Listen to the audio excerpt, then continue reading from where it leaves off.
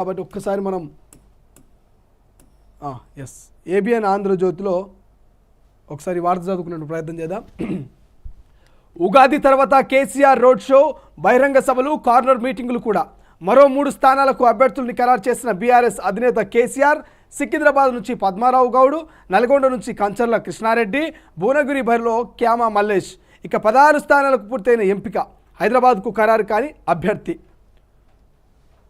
రాష్ట్రంలో అధికారం చేజారణతో క్యాడర్లో స్థైర్యం దెబ్బతిన్న వేళ. నేతలంతా ఒకరొకరుగా కారు దిగుతుండటంతో పార్టీ బలహీనపడిన వేళ. పార్లమెంట్ ఎన్నికల్లో బీఆర్ఎస్కు 3వ స్థానమేనని సర్వేలని స్పష్టం చేస్తున్న వేళ అధినేత కేసీఆర్ రంగంలోకి దిగుతున్నారు. శ్రేణులో ధైర్యం నింపి కనీస సంఖ్యలోనైనా ఎంపీ సీట్లను దక్కించుకోవడం ద్వారా పార్టీ సత్తా చాటేందుకు సిద్ధమవుతున్నారు.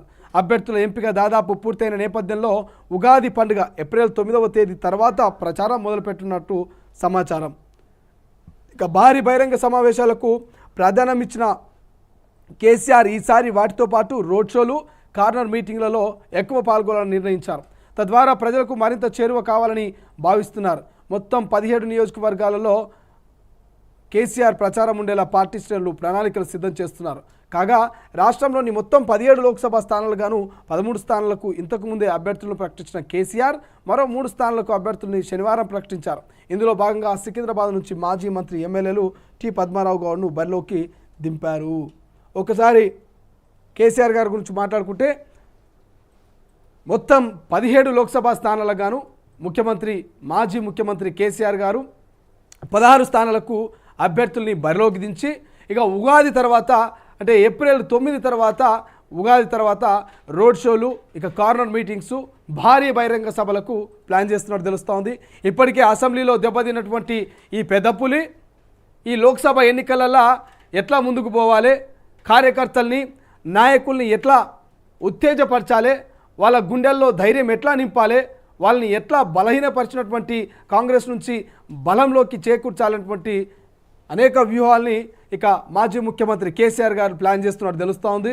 సో మొత్తం మీద అయితే 16 మందితోటి ఇప్పుడు బరిలోకి దిగినటువంటి బీఆర్ఎస్ పార్టీ గత అసెంబ్లీ ఎన్నికల్లో ఉన్నటువంటి చేదు అనుభవాన్ని ఇప్పుడు ఎదుర్కొంటుందా, లేక అంతకంటే మెరుగైనటువంటి సీట్లను గెలుచుకుంటుందా అనేది ఒక రకమైనటువంటి చర్చ నడుస్తుంది. సింగిల్ డిజిట్కే పరిమితం అవుతుందనేటువంటి సర్వేలు ఒకవైపు చెప్తా ఉంటే, నాయకులు భయపడి పోటీలో ఉండడానికి కూడా భయపడుతూ వేరే పార్టీలకు చేరుతూ ఉంటే, మరి కేసీఆర్ గారు మాత్రం ఇక గతంలో దాదాపు 30 రోజుల పాటు 32 భారీ బహిరంగ సభలో పాల్గొన్నట్టు తెలుస్తూ ఉంది. కానీ ఈసారి అంతకు మించి కార్నర్ మీటింగ్స్లో, బహిరంగ సభల్లో, ఇక అదేవిధంగా రోడ్ షోలో పాల్గొనాలి. ఎట్లనైనా చేసి మేము కూడా తెలంగాణలో ఉన్నాం, బీఆర్ఎస్ ఉనికి ఇంకా బతికే ఉన్నది, బీఆర్ఎస్ క్యాడర్ ఇంకా గట్టిగానే ఉన్నది, కేసీఆర్ ఇంకా బతికే ఉన్నాడు అనేటువంటి ఒక నినాదాన్ని ఇక తెలంగాణ గొంతుకను పార్లమెంటులో వినిపించడానికే శాయశక్తుల కష్టపడుతున్నట్టు తెలుస్తోంది. మరి ఈ కష్టానికి ఫలితం దక్కుతుందా? ఓవైపు ఇక నేషనల్ పార్టీలైనటువంటి జాతీయ పార్టీలైనటువంటి కాంగ్రెస్, బీజేపీ పోటాపోటీన మెజారిటీ ఆఫ్ సీట్ల కోసం కొట్లాడుతున్నాయి.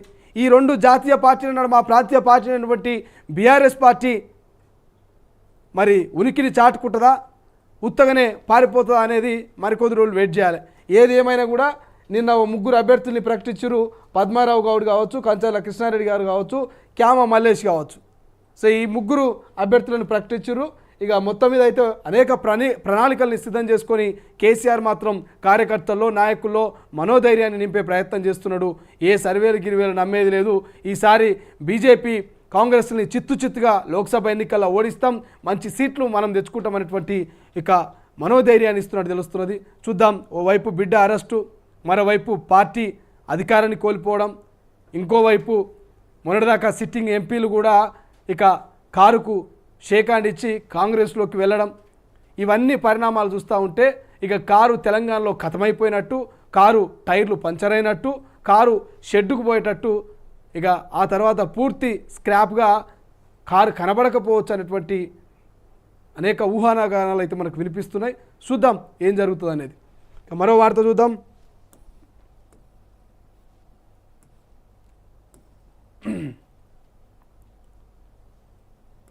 ఒక్కసారి వెలుగులో చూద్దాం.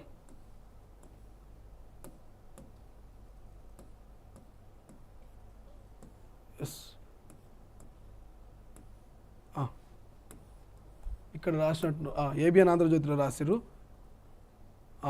ఓకే, ఏబిఎన్ ఆంధ్రజ్యోతిలో 100 రోజుల పాలనకు ఓటు, లోక్సభ ఎన్నికల్లో రాష్ట్ర కాంగ్రెస్ ప్రచారాస్త్రం ఇదే.